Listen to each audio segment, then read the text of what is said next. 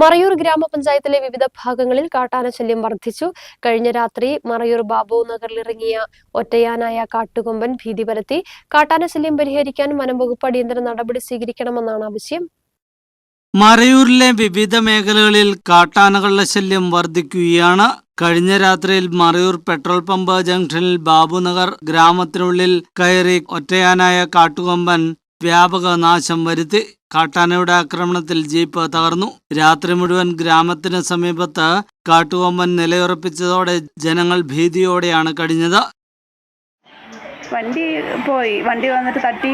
ഇവിടെ ഒന്ന് ആളുകളുണ്ടാ, ഭയങ്കര ഒച്ചപ്പാടായിരുന്നു. ആന 8:30 ആയപ്പോഴത്തേനും വന്നു.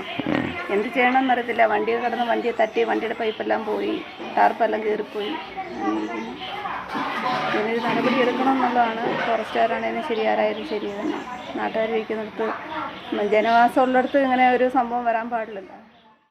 8:40 ആയപ്പോഴേ ആന എത്തി. ഇവിടെ ഈ ചക്കയൊക്കെ പറിച്ച് ഈ വാളയൊക്കെ പറിച്ച് ഇട്ടായിരുന്നു. ഒരു 2 മണിക്കൂർ കഴിഞ്ഞപ്പോൾ ഫോറസ്റ്റ് വന്നിട്ട് ഓടിച്ചിട്ട് കാട്ടിൽ പോയി. ഇങ്ങനെ നേരത്തെ വന്നാൽ ഞങ്ങൾ എന്നാ ചെയ്യും? ഈ കോട്ടസിൻ്റെ ഉള്ളിൽ കളിഞ്ഞാഴ്ചയായിരുന്നു. ഇങ്ങനെ വരുമ്പോൾ ചെറിയ പിള്ളേരൊക്കെ ഒരു കളിക്കാൻ പോലും പോകാൻ പറ്റുന്നില്ല.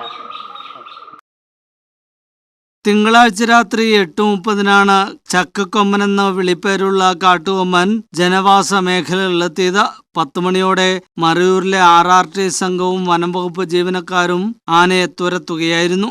എന്നാൽ ഗ്രാമത്തിന് സമീപത്ത് Pambar project office, excise office, Krishibhavan ഉൾപ്പെടുന്ന ഓഫീസ് ക്വാർട്ടേഴ്സുകൾക്ക് സമീപത്ത് കാട്ടാന നിലയുറപ്പിച്ചിരുന്നു. കഴിഞ്ഞ 2 മാസക്കാലമായി പ്രദേശത്ത് രാത്രികാലങ്ങളിൽ കാട്ടാനയെത്തി ഭീതി പരത്തുന്നുണ്ട്. ചിന്നാർ വന്യജീവി സങ്കേതത്തിൽ നിന്നും കടന്നുവരുന്ന മറയൂർ ചക്കക്കൊമ്പൻ എന്നറിയപ്പെടുന്ന കാട്ടുകൊമ്പനാണ് ജനങ്ങൾക്ക് ഭീതി സൃഷ്ടിക്കുന്നത്. 8:20 இருக்கும். 8:20 யானை வந்துச்சு. யானை வந்து சக்கையை பறித்து சாப்பிட்டுச்சு. ஆளுங்க அங்கிட்ட கிட்ட நடமாட்டிக்கிட்டு இருக்காங்க. அதனால வேண்டி கொஞ்சம் ஆளுகளுக்கு கொஞ்சம் பாதுகாப்பு கொடுக்கணும். കാട്ടാനയുടെ ശല്യമകറ്റാൻ പ്രതിരോധ നടപടികൾ അടിയന്തരമായി സ്ഥാപിക്കണമെന്നാണ് നാട്ടുകാരുടെ ആവശ്യം. News bureau, Marayur.